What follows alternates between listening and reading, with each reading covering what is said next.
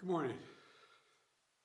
Last night, operating on my orders, the United States military forces successfully removed a major terrorist threat to the world, the global leader of ISIS, known as Haji Abdullah. He took over as leader of ISIS in 2019 after the United States counterterrorism operation killed al-Baghdadi. Since then, ISIS has directed terrorist operations targeting Americans, our allies and our partners, and countless civilians in the Middle East, Africa, and in South Asia. Haji Abdullah oversaw the spread of ISIS-affiliated terrorist groups around the world after savaging communities and murdering innocents. He was responsible for the recent brutal attack on a prison in northeast Syria holding ISIS fighters, which was swiftly addressed by our brave partners in the Syrian Democratic Forces. He was the driving force behind the genocide of the Yazidi people in northwestern Iraq in 2014. We all remember the gut-wrenching stories, mass slaughters that wiped out entire villages, thousands of women and young girls sold into slavery, rape used as a weapon of war. And thanks to the bravery of our troops, this horrible terrorist leader is no more. Our forces carried out the operation with their signature preparation and precision, and I directed the Department of Defense to take every precaution possible to minimize civilian casualties. Knowing that this terrorist had chosen to surround himself with families, including children, we made a choice to pursue a special forces raid at a much greater risk than to our own people, rather than targeting him with an airstrike.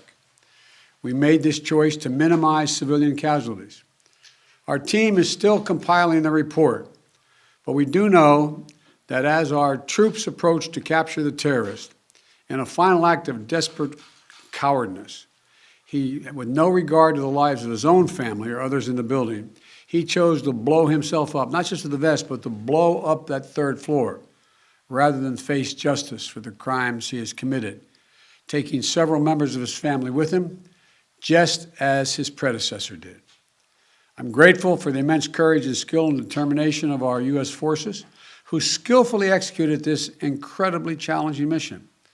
The members of our military are the solid steel backbone of this nation, ready to fly into danger at a moment's notice to keep our country and the American people safe, as well as our allies. And I'm also grateful to the families of our service members. You served right alongside these soldiers and sailors, Marines, Special Forces, the loved ones, giving them the strength and support they need to do what they do. To our service members and their families, we're forever grateful for what you do for us, and we owe you a debt. Thank you. We're also aided by the essential partnership of the Syrian Democratic Forces. I want to commend our dedicated intelligence community, the Department of Defense, and members of our national security team throughout the government, whose meticulous and tireless work over the course of many months ensured that this mission succeeded. This operation is testament to America's reach and capability to take out terrorist threats no matter where they try to hide anywhere in the world. I'm determined to protect the American people from terrorist threats, and I'll take decisive action to protect this country. And we'll continue working with our close allies and partners, the Syrian Democratic Forces, the Iraqi security forces, including the Kurdish Peshmerga, and more than 80 members of the global coalition to keep pressure on ISIS to protect our homeland. We remain vigilant. We remain prepared. Last night's operation took a major terrorist leader off the battlefield, and it sent a strong message to terrorists around the world. We will come after you and find you. Once again, today, we continue our unceasing effort to keep the American people safe and to strengthen the security of our allies and partners around the world. I want to thank you all, and may God bless you, and may God protect our troops. I'm heading off to New York right now. I'm late, and I thank you for your time. Appreciate it. Mr. President, compromise has been eliminated, sir. How many U.S. troops were involved?